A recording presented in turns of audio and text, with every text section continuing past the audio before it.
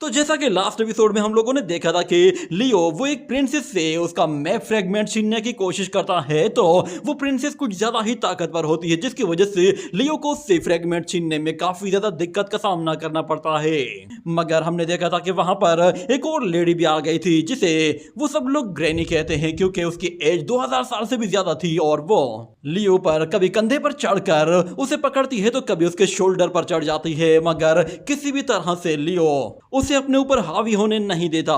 और अपने दोस्तों को बचाकर वहां से बहुत ही दूर ले जाता है और उन लोगों को बताता है कि लियो को अब एक फ्रेगमेंट मिल चुका है जो कि उसने ग्रैनी से छीन लिया था। मगर जिस जगह वो लोग दोबारा जाते हैं वहां पर ऑलरेडी ग्रैनी कुछ और मास्टर्स के साथ मौजूद थी और वो अपना वो फ्रेगमेंट वापस लेना चाहती थी, और वहां पर भी एक घमासान की लड़ाई शुरू हुई थी जिसमें एक टाइन चाइल्ड भी आया था। मगर यहाँ पर लियो अपने उसी सन गॉड फर्नेस को यूज करता है जो कि इतना ज्यादा ताकतवर होता है कि वो सारे के सारे वेपन्स को अकेले ही होल्ड कर लेता है और साथ में बहुत सारे मास्टर्स को एक ही बार में खत्म कर देता है। और अगले सीन में हम देखते हैं कि उन मास्टर्स में से किसी एक के पास एक डिवाइन स्टेम मौजूद थी और वो अब लियो को मिल चुकी थी। ये देखकर उसके वो दोस्त कहते हैं कि लगता है कि इन लोगों ने न जाने कितने ही लोगों का कत्ल किया है और न जाने क्या कुछ लोगों से चुराया है।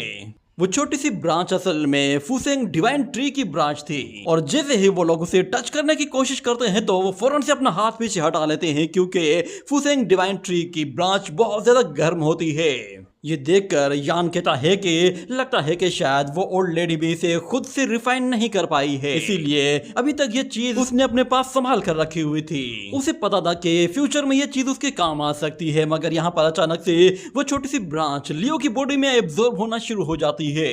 ये देखकर वो दोनों ही ब्रदर बिल्कुल हैरान खड़े हुए थे कि ये अपने आप क्या होने लगा है। इतनी गर्म एनर्जी वो लियो के माइंड में जा कैसे सकती है, और लियो को ये बिल्कुल भी परेशान नहीं कर रही। ऐसा लग रहा है कि जैसे ये इसकी ही बॉडी के लिए बनी है। मगर लियो को पता चल जाता है कि ये एनर्जी असल में सन गॉड एनर्जी है और उसके पास ऑलरेडी ट्रू सन इनहेरिटेंस मौजूद है। और लियो को याद आता है कि जब वो स्पेस टाइम में ट्रेवल कर रहा था तो वो एक ऐसे प्लेनेट पर आ पहुंचा था जहां पर उसने ब्लैक मिस्ट को रिफाइन करके उससे यिन एनर्जी जनरेट की थी, और वहां यिन एनर्जी इतनी ज्यादा स्ट्रॉन्ग थी कि वो यांग एनर्जी को भी बहुत ही आसानी से सरपास कर रही थी। मगर मुझे अब यहाँ पर ट्रू सन एनर्जी मिलने वाली है तो अब मेरी बॉडी में यिन एंड यांग का एक प्रॉपर बैलेंस बन जाएगा। मगर वो दोनों ब्रदर ये देखकर हैरान होते हैं कि ब्रदर तुमने आखिर ये कैसे कर लिया, तुम डिवाइन ट्री की पावर को एब्जॉर्ब कर सकते हो। इसका मतलब तो फिर ये हुआ कि फुसेंग ट्री तो तुम्हारे लिए एक बहुत बड़ी अपॉर्चुनिटी है। मगर लियो को यहाँ पर अचानक कुछ सुनाई देने लगता है जैसे कि कोई अटैक करने वाला है, मगर इतने में लियो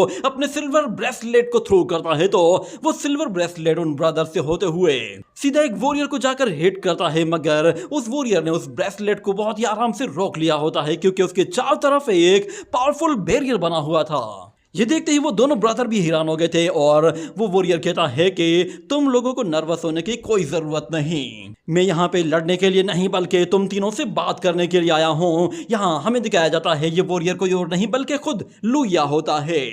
मतलब कि उसने अपनी एक और अवतार बॉडी को भेजा था। मगर यहाँ पर लियो से कहता है कि तुम अपने 6 ब्रदर्स का बदला लेने के लिए आए होगे, और वैसे भी तुम लोगों के साथ तो वो टाइन बॉय भी है और बहुत सारे फ्रेगमेंट्स तो तुम लोग इकट्ठे कर ही चुके होगे। मगर लुया से कहता है कि यंग फ्रेंड तुम जानते भी हो ना कि कभी कभी लड़ाई के बगैर भी बहुत सारे काम हो जाते हैं, बस सही मौके पर चौका मारना आना चाहिए। और मुझे लगता है कि इस वक्त हम लोगों की सिचुएशन ऐसी है कि हमें लड़ने के बजाय एक दूसरे के साथ ही कोऑपरेट करना चाहिए। मैं तुम लोगों से इस बात पर वादा करता हूँ कि मैं फुसेंग ट्री को लेकर कोई लालच नहीं करूंगा। हम लोग आपस में डिस्कस करके यह तय करेंगे कि वो फुसेंग ट्री किसको मिलना चाहिए। वैसे भी तुम लोगों के पास जो फ्रेगमेंट्स हैं वो इनकम्प्लीट हैं, तुम लोगों को बाकी फ्रेगमेंट्स चाहिए होंगे और बाकी के फ्रेगमेंट्स तो हमारे पास हैं, और मैंने ऑलरेडी बहुत सारे सेक्ट्स को एक जगह इकट्ठा कर लिया है और वो सारे के सारे अपने फ्रेगमेंट्स देने के लिए तैयार हैं। ये सुनने के बाद लियो दिल ही दिल में कहता है कि मुझे साफ साफ पता चल रहा है कि ये सारे के सारे लोग अगर एक जगह इकट्ठे हो चुके हैं तो ये सारे पहले मेरे ही अगेंस्ट जाएंगे, और ऊपर से तो वो प्रिंसेस वो तो किसी भी टाइम पे हमें धोखा दे सकती है। और वो रेड ड्रेस वाला वॉरियर भी कहता है कि लुया पूरा का पूरा रीजन ही तुम्हारे बारे में जानता है कि तुम धोखा देने में एक नंबर के माहिर हो, इसीलिए मैं तुम पे भरोसा नहीं कर सकता। मगर लुया उन लोगों से कहता है कि मेरे गोल्डन क्रो क्लान ने ऑलरेडी नॉर्दर्न सी रीजन के पास में सारे के सारे सेक्ट्स को इकट्ठा कर लिया है, और वो सारे ही अपने फ्रेगमेंट्स लाकर इकट्ठे कर चुके हैं। सिर्फ तुम तीन लोग रहते हो। वैसे भी तुम तीनों अपने अपने फ्रेगमेंट्स के साथ तो उस मैप को कंप्लीट कर ही नहीं सकते, तो फिर तुम तीनों का अलग होने का कोई फायदा ही नहीं। इसलिए बेहतर ये है कि तुम लोग हमारे साथ ही कोऑपरेट करो, और हम में से जो भी बंदा अगर गद्दारी करेगा तो उसे वैसे भी ये लंबी सी रिवर क्रॉस करनी पड़ेगी, और उसका भाग कर वहां से जाना भी इतना आसान नहीं है। मगर लियो यहाँ पर दिल ही दिल में कहता है कि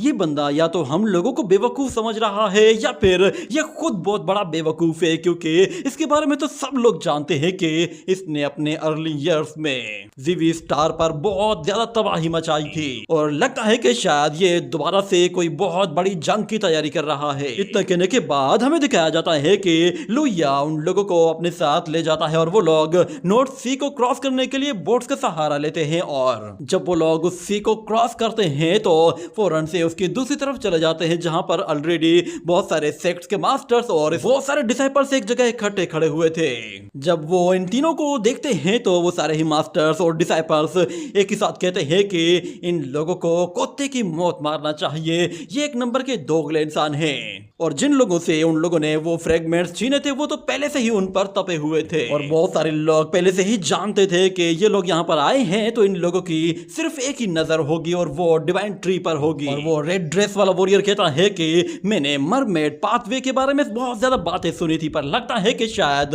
इसमें कुछ भी खास नहीं, बस लोगों ने ऐसे ही बातें बनाई हुई है। दूसरी तरफ लियो वो उन लोगों को लेकर अब आगे की तरफ जा रहा होता है, तो आगे और भी मास्टर्स खड़े हुए होते हैं, और यान कहता है कि यहाँ पर ऐसे कुछ खास वॉरियर भी फील हो रहे हैं जो कि शायद तुम्हारी फिजिकल स्ट्रेंथ के बराबर के लेवल के होंगे, जहां हमें उसी टाइजिन बॉडी वाले वॉरियर को भी दिखाया जाता है। ये देखकर लियो को थोड़ा सा सरप्राइज होता है कि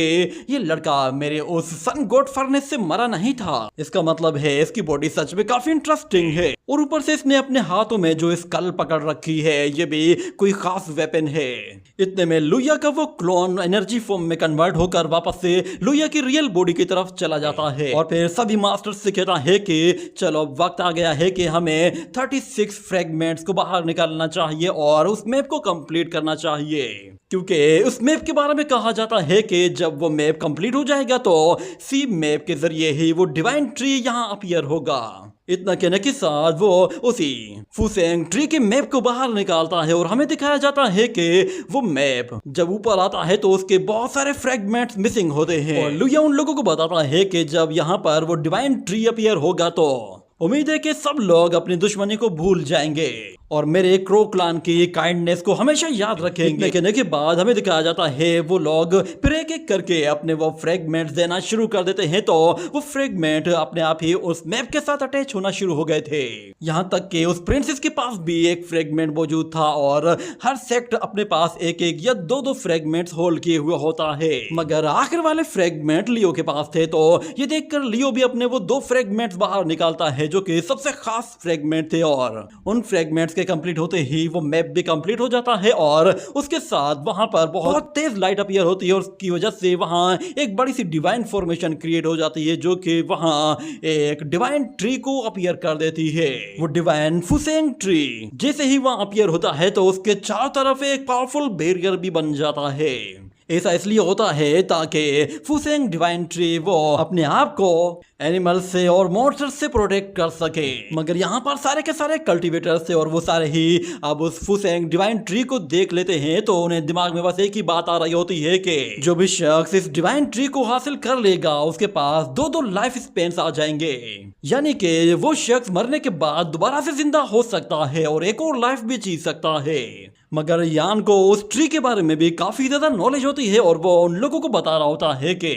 इस ट्री के बारे में बहुत सारी बातें मशहूर हैं, खासतौर पर ऐसी बातें कि ग्रेट एम्परर वो एक इमोर्टैलिटी एलेक्सियर के जरिए इस डिवाइन ट्री के अंदर चला गया था, मगर उसके बाद भी ये ट्री बिल्कुल वैसा का वैसा ही है। उस टाइम के लोगों को लगा कि शायद डिवाइन ट्री वो डिसअपियर होने के बाद दोबारा कभी भी वापस नहीं आएगा, मगर ये ट्री दोबारा से अपीयर हो चुका है और ग्रेट एम्परर वो हिस्ट्री में कहीं खो गया है। इतने में लियो को याद आता है कि उसके अपने रियल वर्ल्ड में यानी कि अर्थ में भी इस तरह की बहुत सारी स्टोरीज मशहूर थी। उसे याद आता है कि उसने अपने प्लेनेट अर्थ पर ऐसी बहुत सारी क्लासिक स्टोरीज पढ़ रखी है, जिसमें वो माउंटेन एंड रिवर्स के बारे में काफी कुछ रीड कर चुका था और उसे पता चला था कि फुसेंग ट्री वो हमेशा ऊपर की तरफ रहता है, मगर उसके नीचे टैंगू मौजूद होता है और उसके अंदर ग्रेट सन इनहेरिटेंस भी मौजूद होती है, जबकि कुछ और क्लासिक बुक्स में इसके बारे में और भी इंफॉर्मेशन मौजूद थी। उन बुक्स के हिसाब से डिवाइन ट्री ये हजारों फीट ऊंचा होता है और उसके आसपास नेचुरल ऑरा इतना ज्यादा होता है कि वो पूरे के पूरे ट्री के आसपास गोल गोल घूमता है और ये ट्री पूरी तरह से डिवाइन एनर्जी से भरा हुआ होता है। अब इस ट्री को देखकर ऐसा लग रहा है कि जैसे वो स्टोरीज बिल्कुल सच थी। उन स्टोरीज के मुताबिक तो फुसेंग ट्री वो ही ब्लू सी है जहाँ पर टाई एम्परर का पैलेस भी मौजूद है। क्या टाई एम्परर वाकई में इस ट्री के आसपास या फिर किसी सीक्रेट जगह पर मौजूद है? यहाँ तक कि मैंने सन गॉड इनहेरिटेंस के बारे में भी जो कुछ पढ़ रखा था वो सारा कुछ अब सच साबित होने लगा है। आखिर ये स्टोरीज एंशिएंट अर्थ से हमारे अर्थ पर किस तरह आई थी? क्या अर्थ की लाइफ इसी प्लेनेट्स के जरिए वहां तक गई है या फिर यहाँ से बहुत सारे लोग इंफॉर्मेशन को ट्रांसमिट करते हैं? और मुझे समझ में नहीं आ रहा कि आखिर एंशिएंट कल्टीवेटर्स को स्टारी स्काई के बारे में कैसे पता चला और कौन कौन से मिरेकल्स यहाँ पर छुपे हुए हैं। इतने में कुछ डिसाइपल्स जल्दबाजी करते हुए कहते हैं कि हम लोगों को फौरन से उस ट्री को रिफाइन करके अपनी पावर लेवल को बढ़ाना चाहिए। ये कहते ही वो सारे के सारे उस ट्री की तरफ आगे बढ़ने लगते हैं, मगर लियो अपने दोस्तों को मना करता है कि उन लोगों को पहले जाने दो, हमें एक बार पता चल जाए कि वहां कोई खतरा है या नहीं। इतने में हम देखते हैं लुइया पीछे हटना शुरू हो जाता है और दूसरी तरफ वो सारे लोग जब उस ट्री के बिल्कुल करीब जा पहुंचते हैं तो वहां लगा हुआ बैरियर उनकी बॉडीज को पूरी तरह से इरेज कर देता है और लियो के पीछे से एक बड़ा सा स्पीयर आता है, मगर हमें दिखाया जाता है कि लियो ने पहले से उसकी तैयारी कर रखी थी और यान ने डिवाइन फर्नेस के जरिए उस वेपन को रोक लिया था। जिसके बाद लियो से कहता है कि लुइया तुमने खुद ही हमारे साथ एग्रीमेंट बनाया और तुम्हें इस एग्रीमेंट को तोड़ने की कुछ ज्यादा ही जल्दी थी, थोड़ा सा तो सब्र कर लेते। मेरे ख्याल से ये रिवर क्रॉस करने के बाद अगर तुम अपना एग्रीमेंट तोड़ देते तो शायद तुम्हारे बचने के बहुत सारे चांसेस थे, पर तुम सच में बहुत बड़े इडियट हो। मगर लुइया उसे कहता है कि तुमने न सिर्फ मेरे एंसेस्टर्स की इंसल्ट की है बल्कि तुमने 6 फ्रेंड्स को मारने के साथ साथ मेरी अवतार बॉडी को भी मारा है, इसीलिए मैं तुम्हें यहाँ ज्यादा देर सरवाइव करने ही नहीं दे सकता। ये कहते हुए वो अपनी फ्लैग फॉर्मेशन को यूज करता है तो वो सारे फ्लैग जोर से आकर जमीन पर हिट करते हैं और दूसरी तरफ वो टाई बॉय वो भी अपनी उसी स्कल के जरिए आते हुए कहता है कि भले ही तुम्हारे पास अर्थ लेवल का वेपन है मगर फिर ये तुम्हारी पावर्स काफी नहीं है। ये कहने के साथ लियो अपने उसी सन गॉड फर्नेस को निकालकर सीधा उस स्कल के साथ टकरा देता है और दूसरी तरफ से दूसरा स्पीयर आ रहा होता है तो लियो अपने मदर की कोल्ड ड्रोन को निकालकर उस दूसरे वेपन को भी होल्ड कर लेता है। लुइया जब उस मदर की कोल्ड ड्रोन को देखता है तो उसके भी तोते उड़ जाते हैं और वो कहता है अच्छा तो तुमने इसे शुआन हुआन की के साथ रिफाइन किया है, तुम तो सच में काफी ज्यादा मिस्टीरियस हो। और यान भी कहता है कि ब्रदर तुम्हारे पास तो सच में कमाल के ट्रेजर्स हैं, मगर लियो को फील हो रहा होता है कि अपने ट्रेजर्स दिखाकर वो अब सारी दुनिया को अपना दुश्मन बना रहा है, मगर क्योंकि अब सारी दुनिया उसकी दुश्मन बन रही है तो उसे अब फील हो रहा है कि जैसे वो अब फिर से डोंगवांग वर्ल्ड में आ गया है जहां सारे लोग उसके दुश्मन थे। इतना कहने के बाद अचानक से वो सारे के सारे वेपन्स को ब्लॉक करता है और फौरन से एम्परर लिंगटियान बॉडी को समन कर लेता है। तो हमें दिखाया जाता है ट्रू सन इनहेरिटेंस को एब्जॉर्ब करने के बाद उसकी एम्परर लिंगटियान बॉडी काफी ज्यादा पावरफुल बन चुकी थी और लियो ऊपर से खड़ा होकर कहता है कि यहाँ से सीन काफी अच्छा दिखाई दे रहा है। और वहां पर लियो के उन दोस्तों को देखकर वहां मौजूद एल्डर्स कहते हैं कि ये तो बेवकूफ लड़के यहाँ पे क्या कर रहे हैं। तो फिर वहां मौजूद दूसरा वॉरियर उन्हें बताता है कि ये दोनों ही ह्यूमन डिजायर सेक्स से बिलोंग करते हैं और इस वक्त ये सन गॉड फर्नेस को यूज कर रहे हैं। इतने में लुइया वहां पे मौजूद कुछ लेडीज से कहता है कि क्यों ना तुम लोग भी मुझे ज्वाइन कर लो, इन कीड़े मकोड़ों को मारकर हम लोग जीवी प्लेनेट को साफ सुथरा करेंगे। ये सुनते ही वो लेडीज तो फौरन से उन डिजायर वॉरियर्स पर हमला करना शुरू कर देती हैं और वो दोनों ब्रदर फिर वहां से अपनी जान बचाकर दूर निकलने की कोशिश करते हैं। और यान कहता है कि हमारे सेक्ट का नाम ही इतना बदनाम है कि नाम सुनते ही लोग हमारे पीछे पड़ जाते हैं, जबकि लियो यहाँ पर अपने सामने आने वाले वेपन्स को होल्ड किए हुए होता है और दूसरी तरफ उन दोनों ही ब्रदर्स पर एक और पावरफुल अटैक होता है जो कि उनके आसपास बहुत ज्यादा सोर्स को रिलीज करता है। मगर क्योंकि उन लोगों के आसपास इतने ज्यादा वॉरियर्स होते हैं और इतने अटैक्स हो रहे होते हैं कि उन लोगों को पता भी नहीं चलता और देखते ही देखते वो दोनों ही उन अटैक्स की वजह से इंजर्ड होकर नीचे गिर पड़ते हैं। जिसके बाद उन दोनों की तरफ कुछ स्पीयर्स आते हैं जो कि सीधा उन लोगों को हिट करने के लिए जा रहे थे, मगर अचानक से लियो उन्हें बचाने के लिए अपनी फुल पावर को शो करता है और हम देखते हैं लियो यहाँ पर अपनी इमोर्टल प्लेटफॉर्म पावर्स को यूज करने के साथ साथ फेंगजू इनहेरिटेंस को भी यूज करता है, जिसके साथ वो वहां मौजूद जितने भी पावरफुल वेपन्स होते हैं उन सारे के सारे वेपन्स को एक बार में ही होल्ड कर लेता है। ये देखकर सब लोग हैरान हो गए थे कि अचानक से उनके वेपन्स वो आउट ऑफ कंट्रोल हो गए हैं और वो लोग उसे ना अपने पास खींच रहे हैं ना ही वो वेपन्स कहीं मूव कर पा रहे हैं। लियो की पावर देखते ही उसके दोस्त भी उसके दीवाने हो जाते हैं और कहते हैं कि ब्रदर तुम तो सच में लाजवाब हो। जबकि लुया वो बिल्कुल बेबस खड़ा हुआ होता है और देखता है कि उसका वेपन वो उसके अपने कंट्रोल में है ही नहीं, तो वो लियो को मारेगा कैसे और लियो आखिर किस तरह की सीक्रेट टेक्निक को यूज कर रहा है। ये देखते ही वो समझ जाता है कि अब लियो पलटकर वार करने वाला है, तो इसीलिए वो लोग उससे दूरी बनाने की कोशिश करते हैं। मगर लियो उन दोनों दोस्तों से कहता है कि क्या तुम दोनों सन गॉड फर्नेस की ट्रू पावर को यूज करके देखना चाहते हो। ये कहने की देर थी कि वो दोनों ही फौरन से उस फर्नेस को पूरी तरह से चार्ज करना शुरू कर देते हैं और वो रेड ड्रेस वाला वॉरियर कहता है कि नेचुरली ये सन गॉड फर्नेस सिर्फ ब्यूटीज को एक्सेप्ट करता है, मगर आज ये हर तरह की पावर्स को एक्सेप्ट करने वाला है और इस पावर से आज कोई भी नहीं बचने वाला। और जैसे ही लियो अपने एक हाथ से उस फर्नेस को हल्की सी एनर्जी देता है तो उससे इतनी जोरदार एनर्जी रिलीज होती है कि वो एनर्जी वेव अपने सामने आने वाले हर एक वॉरियर को पूरी तरह से रेस करके रख देती है। और लियो उन लोगों से कहता है कि अगर हम लोग लड़ाई में हार जाते हैं तो हम लोग आखिर में गॉड फर्नेस को यूज करेंगे और सीधा टैंक वैली की तरफ निकल जाएंगे। मगर लियो उन्हें जाते हुए देखकर कहता है कि चाहे कुछ भी हो जाए इन्हें यहाँ से भागने मत देना, ये इस रिवर को क्रॉस नहीं करने चाहिए। अचानक हम यहाँ उसी प्रिंसेस को देखते हैं। वो कहती है कि कौन है यहाँ पे जो मिस्टीरियस फर्नेस यूज कर रहा है। जीवी स्टार में चाहे कोई पास्ट हो या प्रेजेंट हो सब मेरे कंट्रोल में है, क्योंकि मैं प्रिंसेस ऑफ जीवी हूँ और मैं तुम लोगों को आज सरप्राइज करने वाली हूँ। इतना कहने के साथ वो अपने उसी जायंट टावर के जरिए उन लोगों को सरप्राइज करने की कोशिश करती है। मगर अचानक एक और वॉरियर लियो पर अपने स्पीयर के जरिए वार करता है तो लियो उसे फौरन से डॉज कर लेता है, जिसके बाद वहां पर लुया भी आ जाता है। मगर लुया के अटैक का भी लियो पर कोई असर नहीं होता, उल्टा लियो उस पर पलटवार करता है और दूसरी तरफ उस प्रिंसेस को अपने उस टावर को वापस से अपने नेचुरल साइज में लाना पड़ जाता है, क्योंकि अगर वो अटैक करती है तो उसका अटैक लुया को भी हिट कर सकता है। जिसके बाद हम यहाँ पर उस रेड ड्रेस वाले वॉरियर को देखते हैं। वो कुछ ज्यादा ही भड़का हुआ था क्योंकि उसे खूबसूरत लड़कियों से पिटना पसंद नहीं था और ऊपर से वो उस लड़की से कहता है तुमने गुआनहान टावर को मेरे ऊपर यूज करके अच्छा नहीं किया। चलो देखते हैं तुम्हारा वो टावर ज्यादा ताकतवर है या फिर मेरा ये फर्नेस ज्यादा ताकतवर है। ये कहने के साथ वो उस फर्नेस का ढक्कन उतार देता है, जिस पर यानो से कहता है कि तुम एक बार में ही उसकी सारी एनर्जी को यूज मत करो, वो होली माइडान है।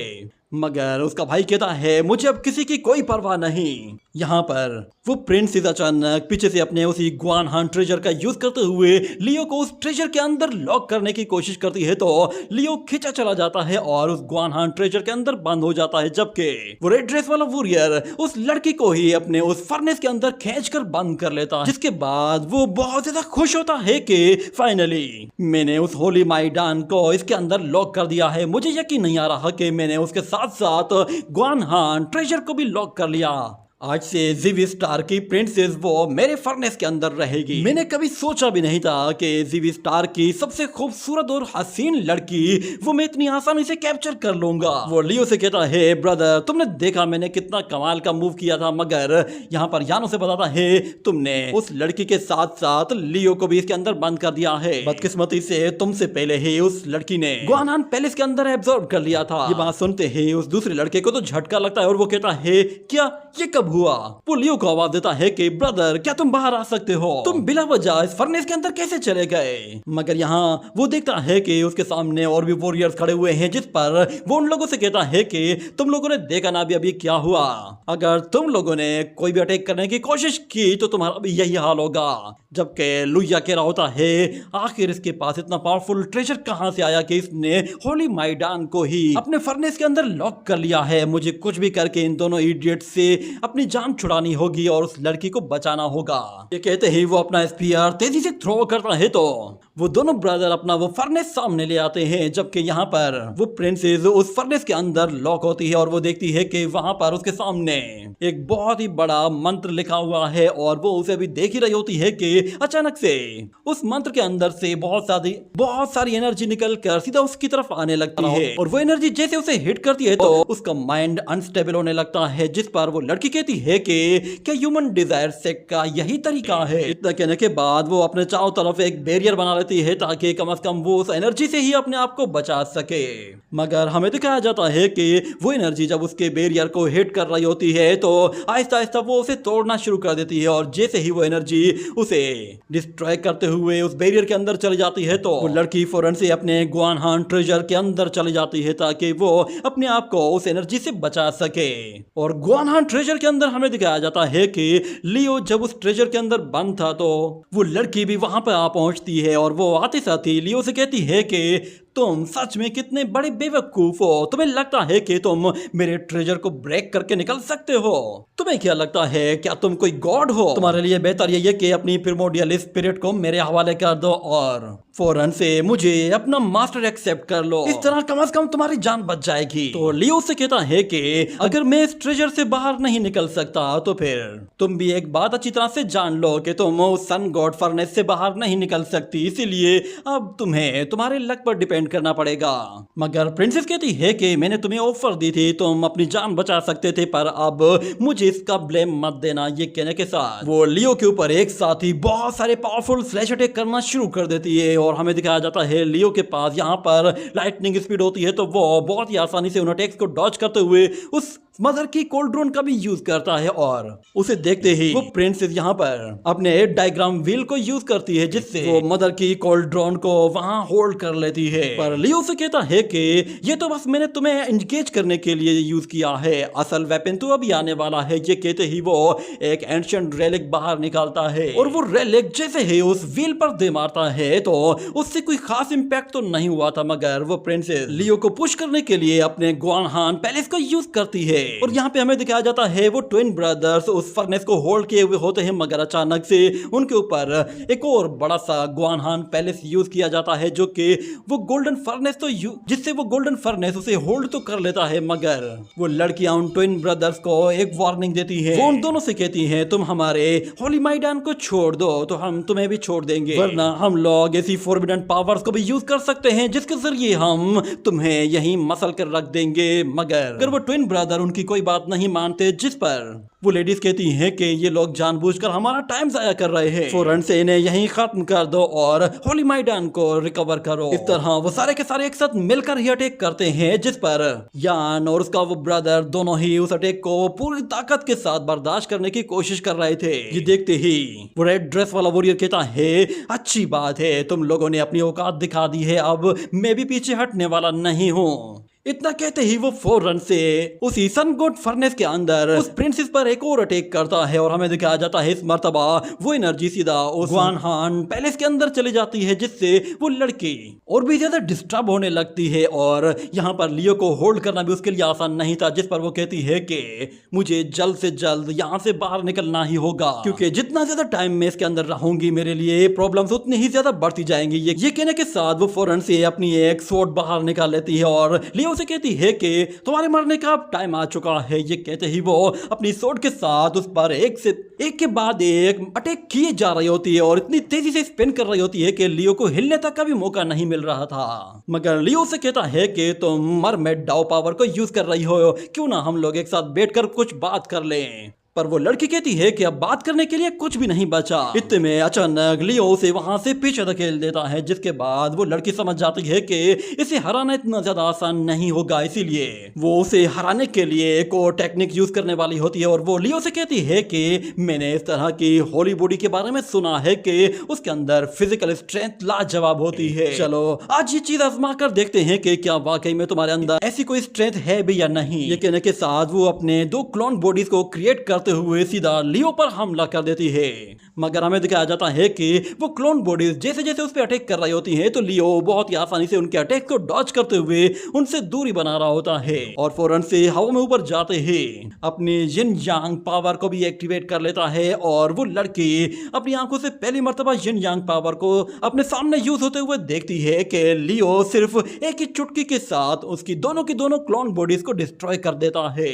ये देखकर वो खुद भी काफी ज्यादा सरप्राइज होती है कि आखिर ये लड़का जो कि मुझसे 7 रियल्म्स डाउन है, ये मेरी स्पिरिचुअल बॉडीज को कैसे डिस्ट्रॉय कर सकता है। वो लियो को कहती है कि चलो देखते हैं तुम कितनी देर तक मेरे अटैक से बच पाते हो। तो लियो कहता है कि फेरी तुम्हें क्या लगता है कि तुम अपनी रियलम पावर के जरिए मुझे सरप्राइज कर पाओगी? मुझे सरप्राइज करने के लिए तुम्हें कम से कम भी डाउ लेवल की पावर चाहिए। ये कहने के साथ दोनों ही एक दूसरे की तरफ तेजी से आगे बढ़ते हुए बहुत ही जोरदार पंच दे मारते हैं और दोनों ही अपना पूरा जोर लगा रहे होते हैं। इसी के साथ ये एपिसोड यहीं पे ही एंड हो जाता है।